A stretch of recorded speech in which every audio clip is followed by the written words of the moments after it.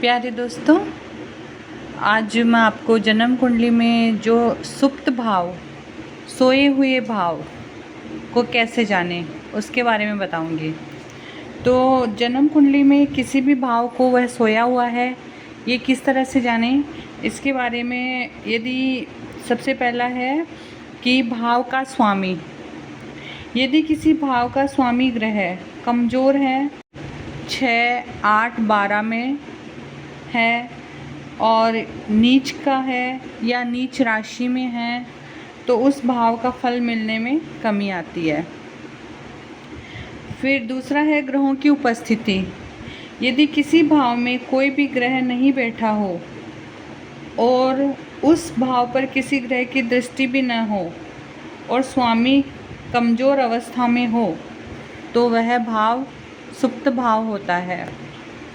तीसरा है डिग्री का प्रभाव। यदि किसी भाव में बैठे ग्रह बहुत कम डिग्री यानी 0 से 2 डिग्री और बहुत अधिक डिग्री यानी कि 28 से 30 डिग्री पे हो, तो वे बाल्य अवस्था, 0 से 2 डिग्री बाल्य अवस्था हो जाती है और 28 से 30 डिग्री मृत अवस्था हो जाती है।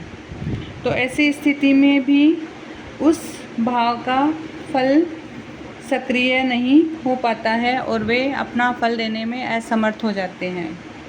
पाप कर्तरी योग। यदि कोई भाव 2 पापी ग्रहों जैसे राहु केतु, शनि या सूर्य के बीच में फंस जाते हैं, जैसे सौम्य ग्रह होते हैं गुरु, चंद्रमा, तो ये यदि इन ग्रहों के बीच में फंस जाएं तो फंसा हुआ हो तो उस भाव की ऊर्जा भी दब जाती है और वह भाव अपना फल नहीं दे पाते हैं। अब अगर कोई भाव आपका सोया हुआ है तो उसे सक्रिय कैसे करें इसके बारे में, जैसे मंत्र जाप।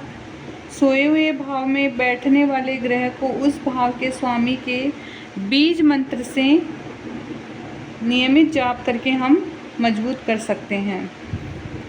दान और पूजा से हम उस भाव के ग्रह और उस भाव से जुड़ी वस्तुओं का दान करने से भी हम उसको मजबूत कर सकते हैं और उस भाव से संबंधित ग्रह से पूजा करवा कर भी हम उसको मजबूत कर सकते हैं।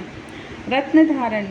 अगर किसी योग्य ज्योतिष से आप परामर्श करके उस भाव से संबंधित ग्रह का रत्न धारण करें या उसका उपरत्न भी आप पहन सकते हैं। और सक्रिय कर्म, जैसे जिस भाव का कारक जैसे धन, विवाह या कैरियर अगर कमज़ोर है तो उस क्षेत्र में विशेष और निरंतर प्रयास आप करें, मतलब कि कर्म करें उस क्षेत्र में, करने से उस भाव का भाग्य भी जागृत होने लगता है। अब जैसे मैंने आपके सामने एक कुंडली बनाई है तो उसमें मैंने पूरे 12 भाव लिखे हैं।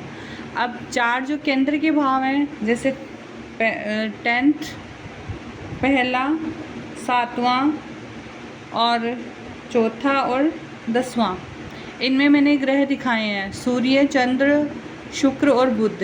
अब इनके पास सिर्फ इन चारों ग्रहों के पास सिर्फ एक ही दृष्टि होती है, 7 दृष्टि। तो इनकी दृष्टि बस आमने सामने ही जा रही है और ना तो किसी भाव पे इनकी दृष्टि जा रही है और ना ही किसी भाव दूसरे किसी भाव में कोई ग्रह है। तो जिन भाव में ग्रह नहीं है उन भाव को हम खाली और निष्क्रिय भाव कहेंगे और जिन भाव में ग्रह है उन भाव को हम सुप्त भाव नहीं मानेंगे। तो अभी जैसे इससे पता, मैंने दूसरे ग्रहों को इसलिए नहीं बिठाया क्योंकि दूसरे ग्रहों के पास एक से ज़्यादा दृष्टि है। ये 4 ही ग्रह हैं जिनके पास सिर्फ एक ही दृष्टि होती है, 7 दृष्टि। तो अगर दूसरे ग्रहों को मैं बिठाऊंगी तो सुप्त भाव का आपको फिर एग्जैक्टली पता नहीं चलेगा। ऐसे पता चल रहा है कि इन 4 भाव के अलावा बाकी के जो भाव हैं, दूसरा, तीसरा, 5वां, 6वां, 8वां, 9वां, 11वां और 12वां, ये सारे भाव सुप्त भाव कहलाते हैं। तो दोस्तों, मेरे हिसाब से आपको वीडियो समझ में आया होगा। अगर वीडियो समझ में आया है तो लाइक, कमेंट्स एंड शेयर ज़रूर करिएगा। धन्यवाद।